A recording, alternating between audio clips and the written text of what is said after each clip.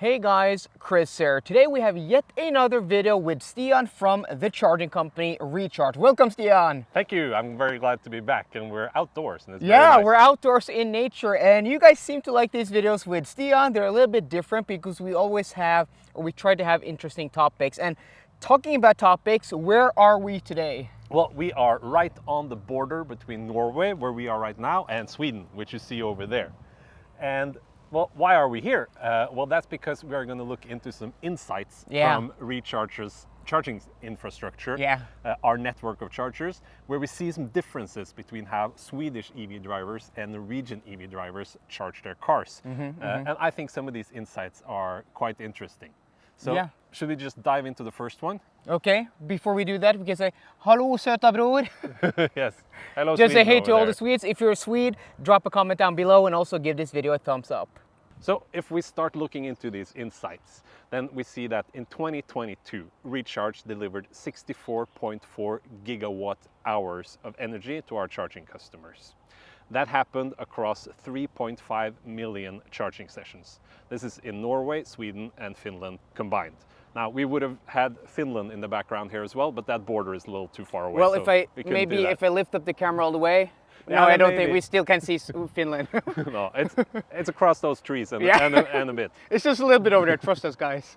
So what we interestingly find when we break these figures down on a country level is that it's not in Norway that the energy delivered grows the most. That happens in Sweden and Finland, even though those countries have a lot less electric vehicles. And now I will bring Chris in here to see why he thinks this is happening. Before I answer, you can see we're on the other side of this small, I wouldn't call it a fjord. Is it a fjord? What is it? It's like a small inlet? Or I think it's called a strait in English. Strait, this small strait. We're in Sweden now. Så tjena alla från Sverige. That's my bad impression on Swedish. But we're here because I want to answer your question, why I think, the growth has been bigger in Sweden than it has been in Norway and also bigger in Finland, right? That's the question. The growth in energy delivered has been bigger on our Swedish and Finnish chargers than our Norwegian chargers. So probably a few, answers. I think number one is you've probably been building out a lot more charging stations in Sweden, I would assume. So the growth of charging stations has been bigger, therefore more energy delivered. But also I think that I read somewhere like the growth of electric cars in Sweden also has been great, really good. I think they're up to something like a 30% new car market share. Where in Norway, we're at almost 90.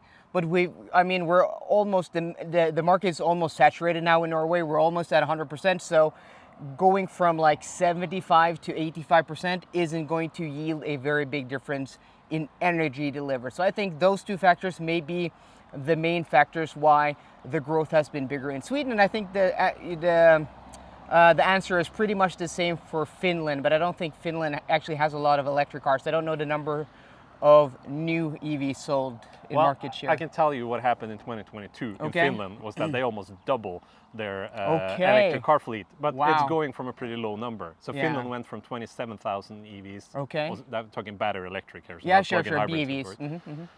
So 27 BEVs in 2021. That went to 53,000 by the end of 2022. So it's quite a large increase in percentage, but of course still not that many cars. And like you said, Sweden had very good sales of electric vehicles last year. At the end of the year, it was up to 30% for 2022 as a whole. So 30% of new cars sold were battery electric. But this year, actually, in 2023, they've had a decline because the Swedish government has changed the policies. So it's not as attractive to buy an electric vehicle in Sweden anymore, which is a shame. That's a shame. So now we're inside this very nice Volkswagen ID bus. Yes, very nice car. Do you like it? Yeah, it's super nice. I just wish I could convince my wife to buy one. Well, if your wife is watching this video, buy one of these. It's pretty awesome. Yeah. I'm gonna tell her that. Yeah, tell her that. She thinks it's too big. She's a little scared of driving the car. I understand. Yeah, it is big. But anyway, that's not what we're in here to talk about. No. Because another one of these fun facts or insights we see is that we are delivering a growth in energy that is bigger than the growth in new EVs.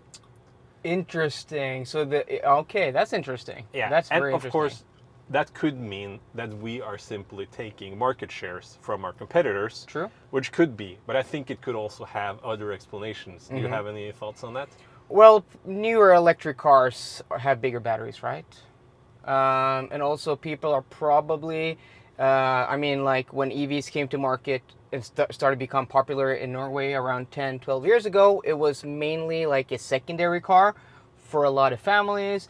Maybe if you were young, you were living in a city and buying your first new car for the first time, maybe you were buying a new electric car, but I think families with children probably wanted to try it out first. And a lot of those families have, over the years, switched out both of their cars. That now they're only driving electric cars, and the electric cars have longer ranges, bigger batteries, and they're using them the same way they used their diesel or petrol cars in the past. Yeah. Is what I would think. I think you'd agree with me, probably. Yeah. I think that's the case. We've seen that we're now in sort of the EV 2.0, the EV revolution 2.0, and that people don't have these cars as their secondary car anymore. It's their main car, and they're being taken on long drives much more often, and that reflects in the, they charge more. And me personally, I have a lot of friends who have the past year been changing out their their petrol or diesel car with an electric car. So I've seen that like in my circle of friends and family. So I think that is very, very true. Now we will charge this ID bus at a high power charging station. And at these high power charging stations in 2022, Recharge delivered on average 25.3 kilowatt hours per session. And each session lasted on average 27 minutes. Okay. And that means that the average charging power per session was 53 kilowatts. Okay, 53 kilowatts. And I know some people are surprised by that. They think that that number is quite low. Yeah. And I was also a little bit surprised actually that the figure was so low. But do you have some thoughts on that? Well, Chris? we could come around here and then we can see we're now charging this ID Buzz. We're at 48%, and I'm guessing we're gonna get maybe 100 kilowatts if we're lucky, because we are at 48% stated charge. The battery here is warm enough, but the reason we're not going to get, a peak charge speed of 170 kilowatts is because we have connected at a high state of charge. And I think the number that represents, the average charging session, people are connecting with higher state of charges. Maybe their battery isn't warm enough. Maybe they haven't been driving the car long enough. Maybe they haven't been using, the preheating function in the car if the car has preheating, and all of that will, make that number lower. So I've talked about this many times before. Connect at a low state of charge, you're gonna get a higher charging speed and a faster charging session, shorter charging session.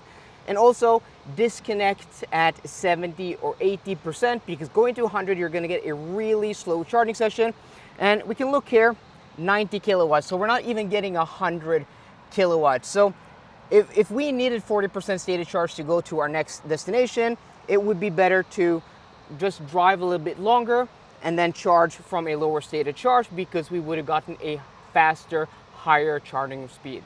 So while Norwegians are seen as the world leaders in electric vehicles, we're actually seeing that the Swedes over here, you see them over there? Can we see the new crossing over there? Yeah.